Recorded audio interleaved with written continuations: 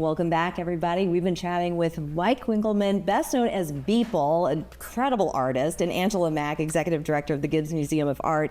And there is an exhibit that is going to be on display through April of Beeple. Do you like Mike, Michael, or Beeple? Whatever. I'm pretty easy. I get it. All kinds of names. All right. Well, for this purpose, we'll call you Mike. But of Mike's beautiful artwork that's in these towering three-dimensional displays in the rotunda of the Gibbes, maybe you could describe the Tree of Life, that particular one, and how it all comes together. Sure. So there's a number of sort of kinetic sculptures there, and they're sort of these almost refrigerator-sized boxes that have 4 screens and they're rotating.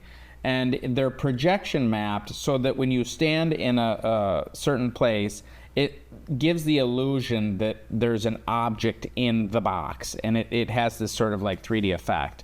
And what the idea behind these pieces is really to try and make something that felt like a sculpture but felt very digital. Yeah. Felt like a mix between the physical and sort of virtual worlds in a way that I think helps people really connect and have more of an emotional connection to digital art that I think it's hard to do when you're just looking at art on, a 4-inch screen. And from what I understand is the centerpiece, you can change it, so it's interactive as well. Yeah, so that piece has a dial, and you're able to sort of like remotely change from kind of signal to noise, and sort of it brings in a bunch of real-time information and sort of like news sources, and continuously changes. And so each day it's pulling in all of this data and sort of like reflecting that back on the piece in a very kind of like chaotic way, sort of symbolizing the choice we have between living in a very chaotic social media filled sort of like landscape or going out and taking a walk. And what are the images usually of? Like what do you enjoy creating?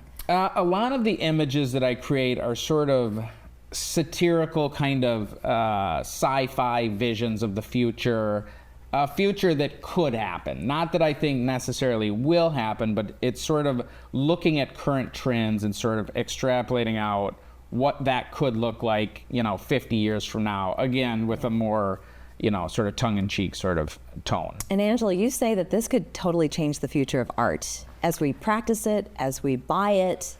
Well, I think that, the NFT has the opportunity to help track works of art outside of the video world, and how that's used in the future, can be in a myriad of ways. Sure. Because so much of the work of curators is understanding the history of a work of art from the day it was created until now. Yeah. And being able to track that in a digital fashion for the future is, I think it's hard for us to understand at this point what that might mean. Yeah, that is true. What led up to all of this, Mike? Sure. So I've been creating digital art for 25 years now. And prior to the kind of NFT explosion, I was making work and doing commercial sort of like motion design. I did a lot of concert visuals and just sort of building a sort of online presence and online kind of like following, to the point where, when the NFT thing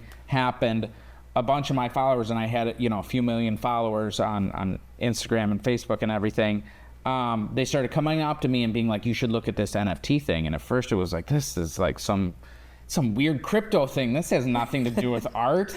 And then it clicked, and then it was like, oh, this is that moment where people look at digital art differently. And this has happened in the past. It's happened with, say, photography. For a long time, photography was not looked at as like real art. It was just, well, that's just photography. And so I kind of had a vision that might be this moment for digital art, which has existed for, 50, 70 years. Mm-hmm. But it wasn't really sort of part of the canon of art history in a kind of more broad sense, because there was no viable way to kind of like collect it. And when you embarked on the 5,000 days, did you ever dream that it would fetch as much as it did at auction?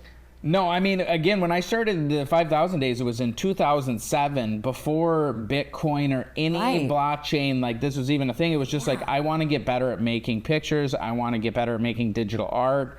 And so, there was no sense that I would be able to sell any of these things ever.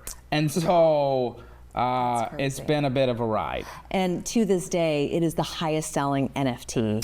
Yeah, it's definitely the NFT sort of market has kind of gone up and down and sort of, followed the broader sort of like art market.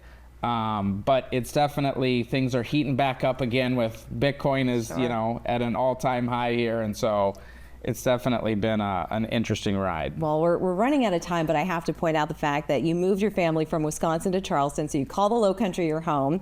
You just recently, in the last couple of years, opened up your own studio.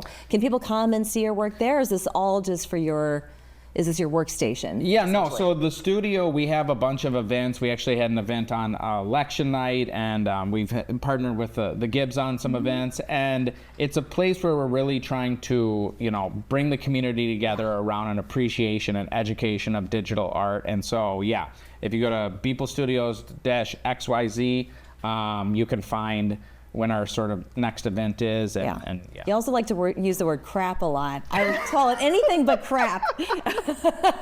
All right, so everybody, you have to go to the Gibbes through April. Come and see these beautiful sculptures. It's been such a pleasure. Thank you so much, Mike. Thank you so Angela, much. as always. you. We are back after this.